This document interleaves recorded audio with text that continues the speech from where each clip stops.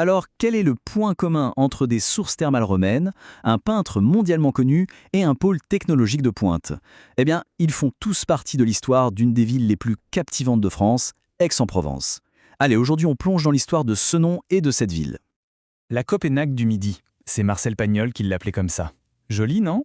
Mais on la connaît aussi, et peut-être même surtout, comme la ville aux 100 fontaines. Alors d'où viennent ces surnoms si poétiques? Eh bien la réponse, elle est simple, et elle se trouve littéralement sous nos pieds, dans l'eau.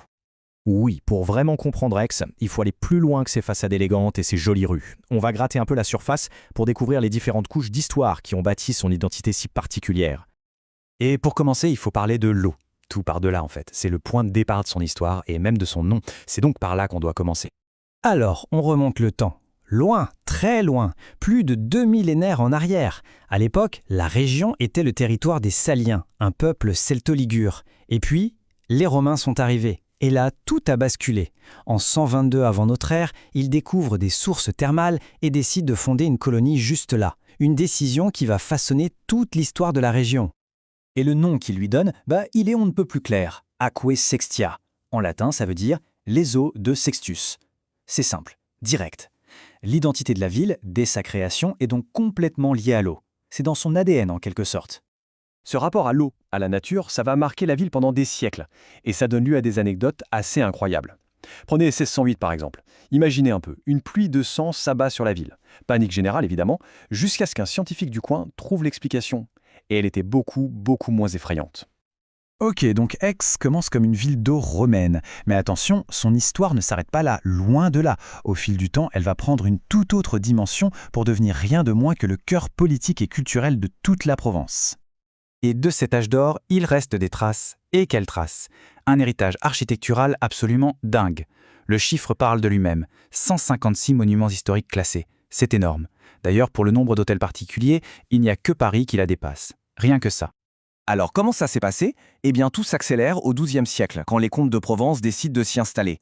Et puis au XVe siècle, il y a une figure clé, le roi René. Sous son impulsion, la ville devient un centre culturel et universitaire super réputé. Et forcément, qui dit bouillonnement culturel dit artiste. Cet environnement si riche, ça a attiré plein d'esprits créatifs. Mais il y en a un en particulier, dont le nom est devenu inséparable de celui de la ville. C'est Paul Cézanne, bien sûr, né à Aix, et il a eu cette phrase incroyable qui résume tout. Quand on est né là-bas, c'est foutu, rien ne vous dit plus. C'est fort, hein? Ça dit tout de son attachement, de ce lien presque viscéral avec sa ville. Mais attention, il ne faut pas croire que Cézanne était seul. Non, il s'inscrit dans une vraie lignée d'artistes. Il y a son ami d'enfance, Émile Zola évidemment, mais aussi des compositeurs, d'autres peintres, bref, tout un monde attiré par cette lumière si particulière d'Aix, cette atmosphère qu'on ne trouve nulle part ailleurs.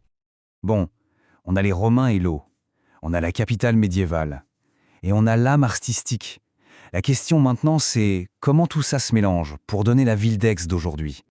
Alors, l'Aix du XXIe siècle, ça ressemble à quoi? C'est un centre économique qui bouge beaucoup. L'économie est tirée par les services, l'administration, tout ce qu'on voit ici. Mais il y a aussi, et c'est super important, un secteur tech en plein boom qui prépare vraiment l'avenir de la ville. Et puis il y a l'université. N'oublions pas l'université. Fondée il y a plus de 600 ans, elle est toujours un pilier de la ville. C'est ce qui en fait une des plus grandes villes étudiantes de France et ça lui donne une énergie folle.